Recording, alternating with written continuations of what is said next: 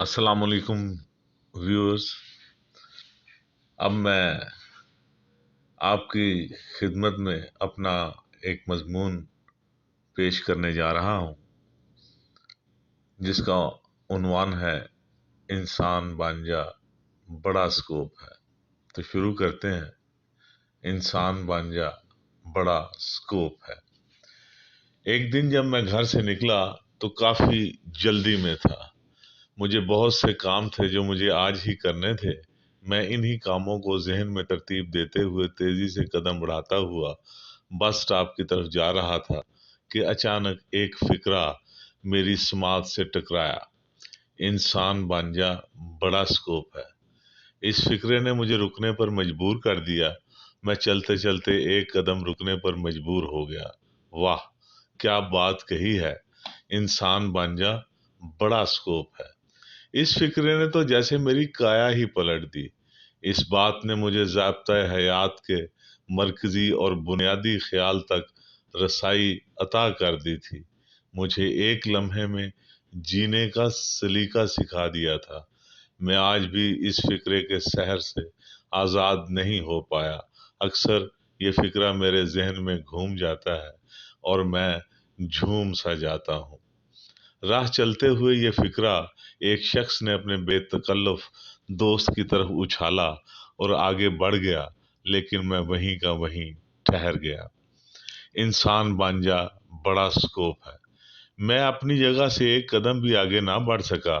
میں سوچ میں پڑ گیا کہ کیا اس شخص کے نزدیک اس کا دوست انسان نہیں، یا پھر انسان شعور کے کسی خاص مقام کا نام ہے جہاں پہنچ کر یہ حیاتیاتی جانور انسان کہلوانے کا حقدار ٹھہرتا ہے۔ اس کے لیے تو ہمیں ڈھونڈنا پڑے گا کہ ان 7 ارب حیاتیاتی جانوروں میں سے انسان کتنے ہیں اور ان کی پہچان کیا ہے۔ سب سے پہلے یہ جاننے کی ضرورت ہے کہ ہم انسان کہتے کس کو ہیں، یا پھر انسان سے مراد کیا ہے۔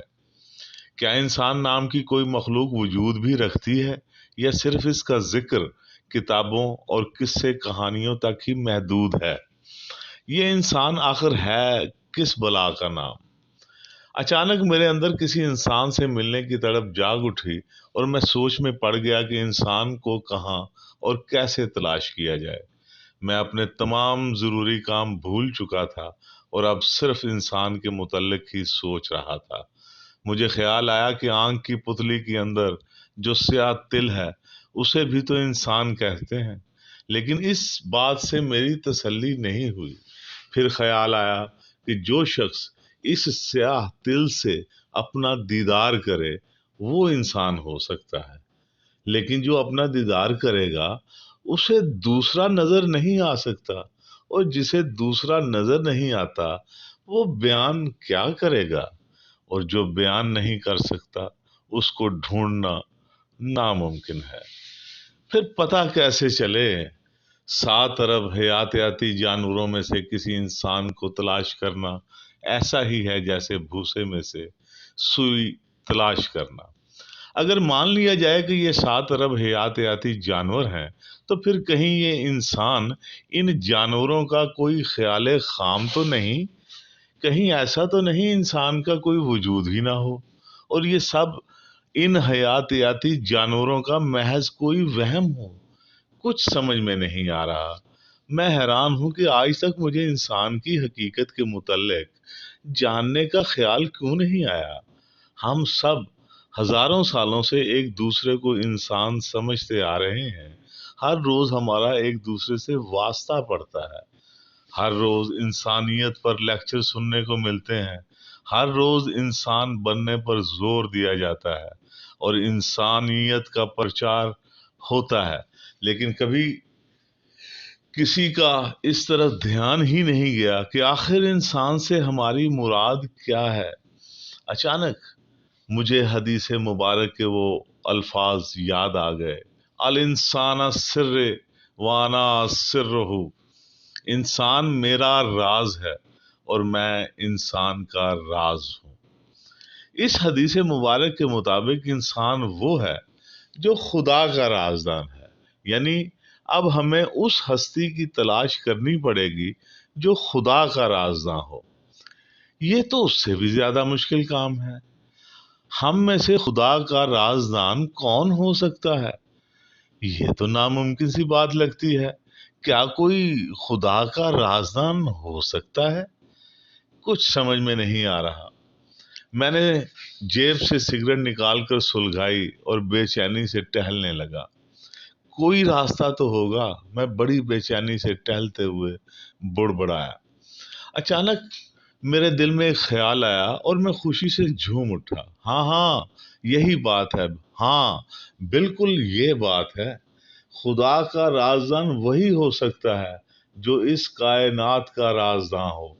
ہاں، وہی خدا کا رازداں ٹھہرائے جانے کا حقدار ہے جو اس کائنات کا رازداں ہے، جو اس کائنات کے رازوں سے پردہ اٹھائے، جو اس کے اسرار و رموز سے واقف ہو۔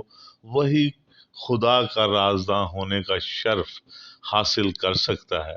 اسی لیے قرآن پاک میں ہے کہ ہم دکھائیں گے ان کو اپنی نشانیاں اطراف عالم میں، اور بیچ ان کی جانوں کے، یہاں تک کہ ان پر ثابت ہو جائے گا کہ یہی حق ہے۔ 25 دسمبر سن 1921 کو ناسا نے جیمز ویب نام کی دوربین خلا میں بھیجی ہے، جو کائنات کی انتہائی وسعتوں میں جھانک کر کائنات کے سربستہ رازوں سے پردہ اٹھائے گی۔ اس کائنات میں زمین کے علاوہ اگر کسی اور سیارے پر کوئی مخلوق ہوئی تو یہ دوربین ہمیں اس کے بارے میں بھی آگاہ کر دے گی۔ ہو سکتا ہے کہ کائنات میں ہم سے بھی زیادہ ذی شعور مخلوق سرگرداں ہو جو ہمارے اشرف المخلوق ہونے کے دعوے کو غلط ثابت کر دے اور آنے والی زندگی میں ہم سے خدا کے نائب ہونے کا اعزاز ہی چھین لے۔ یہ دوربین ہمیں کائنات کی ابتدا کے متعلق بھی بتائے گی۔ اس کائنات کی ابتدا کیسے ہوئی؟ یہ دوربین ٹائم مشین ہے۔ یہ ہمیں وقت کے لحاظ سے بہت پیچھے یعنی ابتدا تک لے جائے گی۔ یہ ہمیں اس مقام پر لے جائے گی جہاں سے وقت کی ابتدا ہوئی تھی۔ کوئی سوچ بھی نہیں سکتا تھا کہ ہم وقت میں اتنے پیچھے جھانک سکتے ہیں اور اپنی ابتدا کو دیکھ سکتے ہیں۔ اگر ہم وقت اور اس کائنات کی ابتدا کو دیکھنے میں کامیاب ہو گئے اور وقت کے اس مقام تک پہنچ گئے جہاں بگ بینگ ہوا تھا، یا بگ بینگ سے ایک لمحہ پہلے جب ہم نہیں تھے، یہ زمین و آسمان نہیں تھے، ہمارے عقائد، نظریات اور تصورات کا نام و نشان تک نہیں تھا، جب اس جہان کی کوئی بھی چیز اس جہان کی کوئی بھی چیز نہیں تھی، جب شعور بگ بینگ سے پہلے دیکھنے کی صلاحیت حاصل کر لے گا تو اس جہان سے باہر نکل جائے گا جس میں آج تک ہم نے زندگی گزاری ہے۔ یہ جہان شعور کے کسی نامعلوم قبرستان میں دفن ہو جائے گا اور حرف غلط کی طرح شعور کی تہوں سے ایک لمحے میں غائب ہو جائے گا۔ ہے غیب غیب جس کو سمجھتے ہیں ہم شہود، ہیں خواب میں ہنوز جو جاگے ہیں خواب میں۔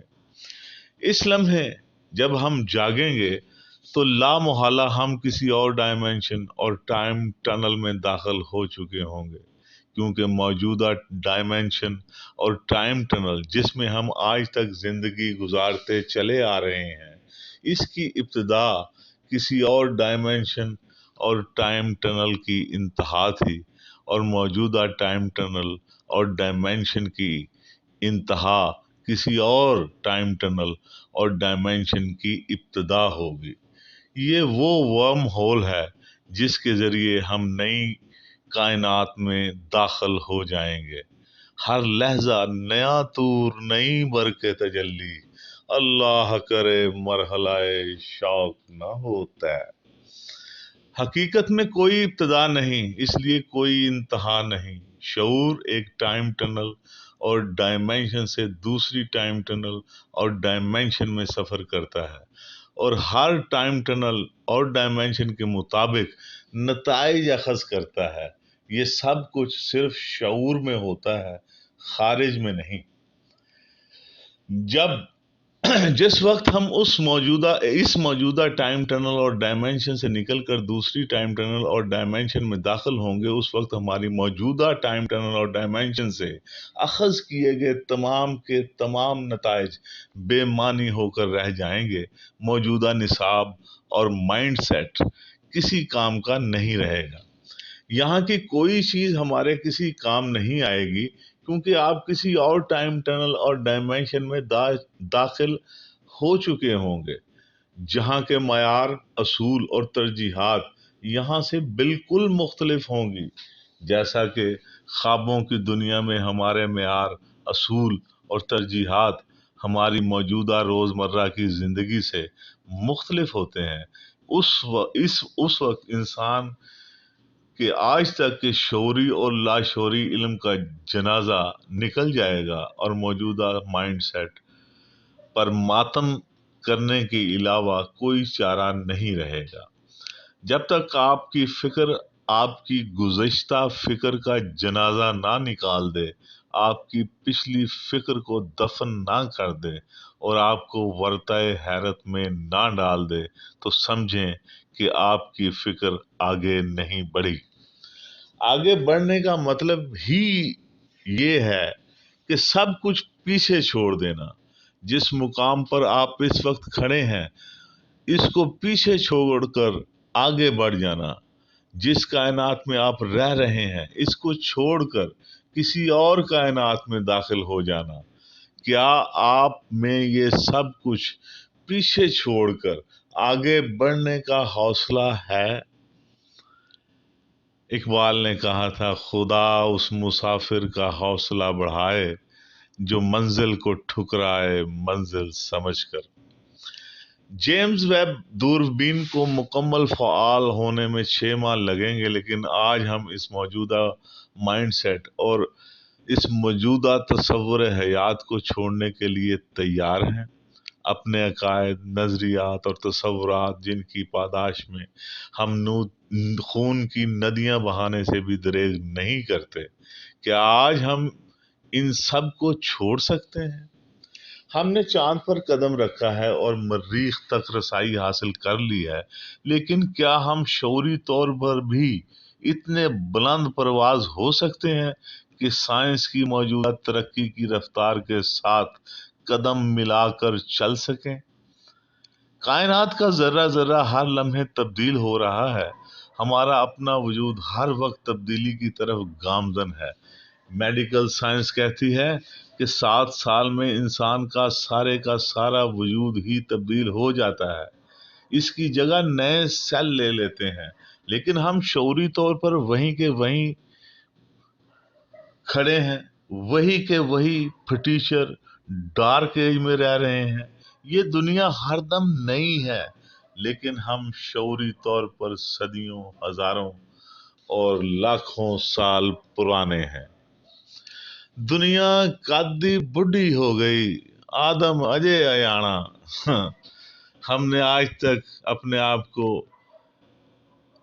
اس ہر لحظہ تبدیلی سے ہم آہنگ نہیں کیا۔ اس آفاقی تبدیلی، اس ہر لحظہ بدلتے ہوئے منظر کے ساتھ اپنے شعور کو ہم آہنگ کرنا ہی معراج انسانیت ہے۔ ہمیں ہر لحظہ تبدیل ہونا ہے، جیسے یہ کائنات اور اس میں موجود ہر چیز تبدیل ہو رہی ہے۔ اسٹیفن ہاکنگ نے کہا تھا کہ ذہانت تبدیلی کو قبول کرنے کی صلاحیت کا نام ہے، اور دوسری طرف ذہانت دین کا ایک بنیادی تقاضا ہے، کیونکہ ذہانت کے بغیر آپ دین کے بنیادی احکامات کو سمجھنے اور ان کو صحیح طور پر نافذ کرنے سے قاصر ہیں۔ ذہانت کے بغیر آپ نہ دین کو سمجھ سکتے ہیں اور نہ اس کائنات کو۔ کیا آپ اس آفاقی تبدیلی کے ساتھ اپنے شعور کو ہم آہنگ کرنے کو تیار ہیں؟ ان سوالات کے جواب ہمیں آئندہ چند دنوں یا مہینوں میں تلاش کر لینے چاہیے، ورنہ گاڑی چھوٹ جائے گی۔ جب یہ دوربین اپنا کام شروع کرے گی تو انسانی آنکھ وہ سب کچھ دیکھنے کی اہل ہوگی جس کا اس نے کبھی تصور بھی نہیں کیا تھا۔ اس جہان کے متعلق ہمارے جو بھی نظریات ہیں وہ حقیقت کے افشاں ہونے پر سب کے سب ختم ہو جائیں گے، کیونکہ جہاں حقیقت ہے وہاں عقائد اور نظریات کا وجود قائم نہیں رہ سکتا۔ بہرحال اس وقت کچھ کہنا قبل از وقت ہے، لیکن جیمز ویب دوربین ایسے ایسے قیمتی رازوں سے پردہ اٹھائے گی جس کا انسانی شعور نے آج تک تصور بھی نہیں کیا۔ وقت نے آج پھر گلیلیو گلیلی کی حقیقی تحقیق اور پرانے اور فرسودہ مائنڈ سیٹ کو آمنے سامنے لا کھڑا کیا ہے، لیکن اس بار جیت پرانے اور فرسودہ مائنڈ سیٹ کی نہیں بلکہ حقیقی ترقی پسند تحقیق کی ہوگی، اور جیمز ویب دوربین اس میں کلیدی کردار ادا کرے گی۔ جن لوگوں نے اس دوربین کو بنانے میں سال ہا سال انتھک محنت سے کام کیا ہے، میری نظر میں ایسے لوگ ہی انسان کہلوانے کے حقیقی حقدار ہیں۔ جو لوگ کائنات کے رازوں سے پردہ اٹھاتے ہیں، جو خدا کے رازداں ہیں، وہی انسان ہے۔ مت سہل ہمیں جانو، پھرتا ہے فلک برسوں، تب خاک کے پردے سے انسان نکلتے ہیں۔ مجھے پتا ہے کہ ہمارے پاس تسلیم کا پیکر بن کر یہ کہنے کے علاوہ اب اور کوئی چارہ نہیں کہ انسان بن جا، بڑا سکوپ ہے، لیکن انسان بن کر ہی ضابطہ حیات کے مرکزی اور بنیادی خیال تک رسائی حاصل کی جا سکتی ہے، اور یہ 7 ارب حیاتیاتی جانور کائنات کے رازداں بن کر اپنے آپ کو انسان کے دائرے میں داخل کر سکتے ہیں۔ جہاں کا رازداں بن جا، خدا کا رازداں بن جا، انسان بن جا، واقعی بڑا سکوپ ہے۔ میں نے یہ بات بڑے وثوق سے اپنے آپ سے کہی اور بس سٹاپ کی طرف چل پڑا، کیونکہ جو ضروری کام میں بھول چکا تھا ان کا نزول دوبارہ سے ترتیب کے ساتھ میرے ذہن پر شروع ہو چکا تھا۔ میں نے بس سٹاپ پر پہنچ کر دور سے آتی ہوئی بس کو ہاتھ سے رکنے کا اشارہ کیا اور میر تقی میر کا یہ شعر پڑھتے ہوئے بس میں سوار ہو گیا۔ ان آئینہ رویوں کے کیا میر بھی عاشق ہیں، جب گھر سے نکلتے ہیں حیران نکلتے ہیں۔